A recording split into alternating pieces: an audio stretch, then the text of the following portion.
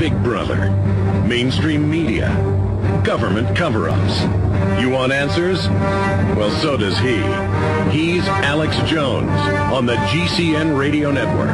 And now, live from Austin, Texas, Alex Jones. Joseph Stiglitz is our guest.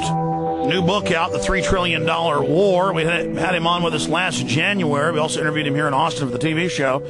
And he said that within 2.5 years, if the global financial order did not make some serious reforms, we would have the hyperinflation that could lead to a worldwide depression. And you can go to the website, Infowars.com, if you want to read that article from last year. He is a Nobel Prize winner in economics. He is a former World Bank chief economist. If I tried to go over his entire bio, it would take hours, but you can just Google Joseph Stiglitz. He's written quite a few best-selling books as well. The new one, The $3 Trillion War, and that's just how much it costs now, not to mention our good name worldwide. And so I really appreciate Joseph Stiglitz joining us. Thank you for coming on, sir. Nice to be here.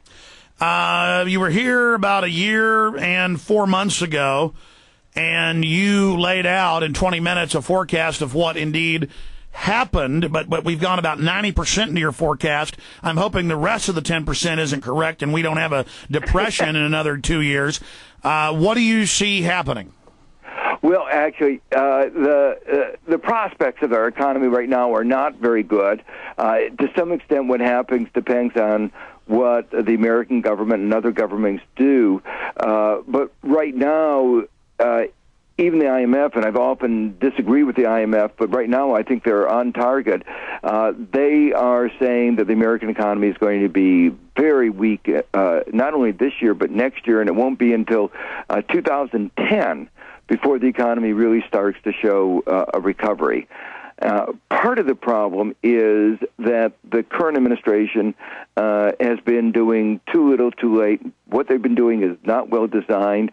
And the fundamentals of economic policy are that it takes a while before any action that you take has full effect. So if this administration isn't going to do anything, it's going to be until the next administration comes into office, and that means that we won't begin to get the right medicine until the beginning of 2009, and that means we're talking about late 2009, 2010, before we start seeing really a solid recovery.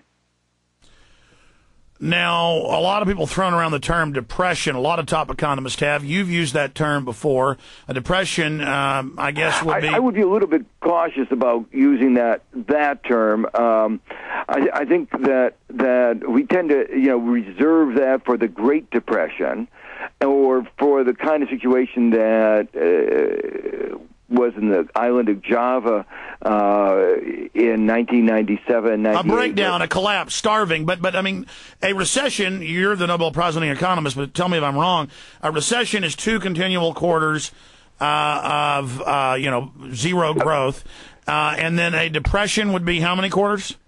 Well, they don't actually. We usually think of a depression as really very strong negative growth for an extended period of time. But it doesn't make any difference. The fundamental question is whether the U.S. economy is going to be performing below its potential for an extended period of time. And, on that, I think there is almost unanimity now among economists that we're looking towards an extended period of the economy operating below its potential. And there's a very simple reason, and part of the reason why there's a little bit of discussion of depression is that the fundamental reason for this downturn is very similar to that of the Great Depression: weaknesses in the financial system. The losses that the banks are incurring, the financial system incurring, are quite literally mind-boggling. We're talking about hundreds of billions of dollars. We've seen lots of write-offs. And the IMF estimates the total amount to be nearly $1 trillion. And then there's that cascading effect as you have the bubble popping, everybody leveraged out in the Western world, more and more housing crises with subprimes, more and more of all these instruments that are AAA rated. I mean, it's all leading towards, I mean, you said here a year ago that, I mean, you talked about the term depression. Now I guess things are so serious you don't want to use that term. What I'm trying to understand here is how we could get out of this, where you see this, where do you see it going with the current management and the different jockeying groups that are out there at the helm of central banks versus where you'd like to see it go? Yeah, well, the basic thing is that what happens to the financial sector is not unconnected. It's very closely connected with the real sector. Wall Street and Main Street are very closely linked. If, as is what's happening, the financial sector is having serious economic problems, it has no choice but to start reining in credit. If it's not making loans, individuals, households, firms can't do the investment that they would otherwise have done. As they cut back their economic activity, the whole economy slows down, and the whole thing just sort of unravels. And that's what we're beginning to see go our economy going through. Now, you are absolutely right, and I've been talking about this actually now for several years. It was so clear that we faced a housing bubble, and that housing bubble was sustaining a consumption boom. Savings in the United States plummeted to zero, some quarters negative. It was clear that that was not sustainable. What was going on? Well, it's pretty simple, and it's actually related to my book, The $3 Trillion War, where I argue that, in fact, there's not two issues in this campaign, but one, the war and the economy are very closely connected. The war was having a very negative effect on the economy for a variety of reasons that I spell out.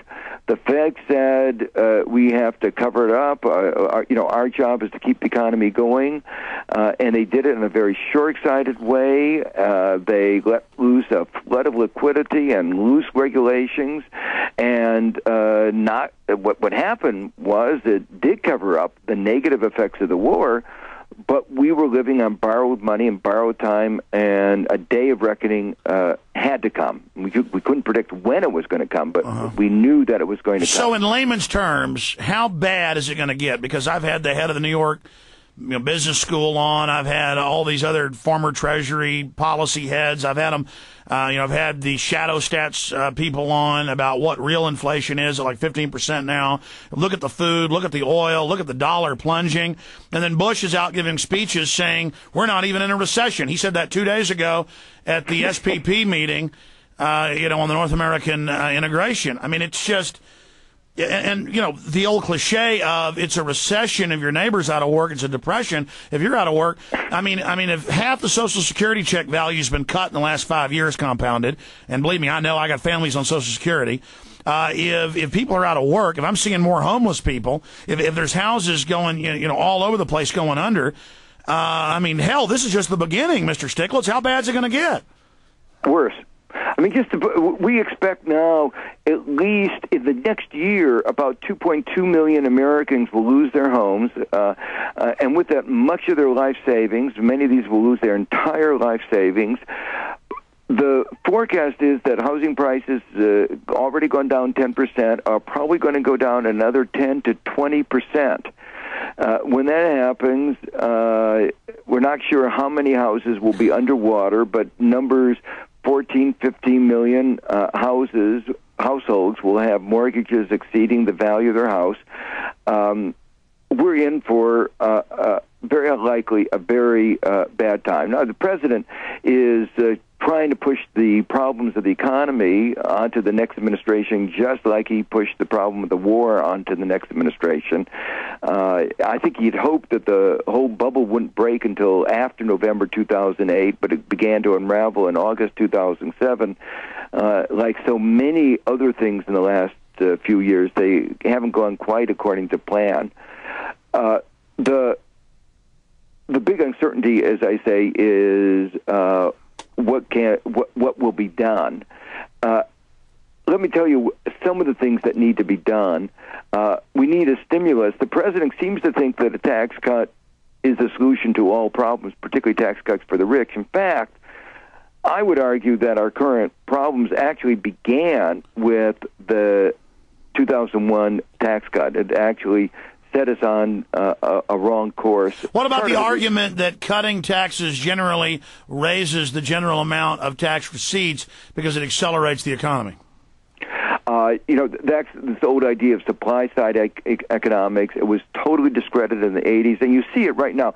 The way that I was supposed to work I thought increased spending. I mean, more money did come in. Well, let me try to go through the two sides of it. On the supply side, that's the traditional argument, is that it's supposed to encourage labor supply and savings. Well, it hasn't exactly done that. Savings has gone down to zero. I don't see how you can say that the tax cuts help savings. No, it's done the opposite, yeah.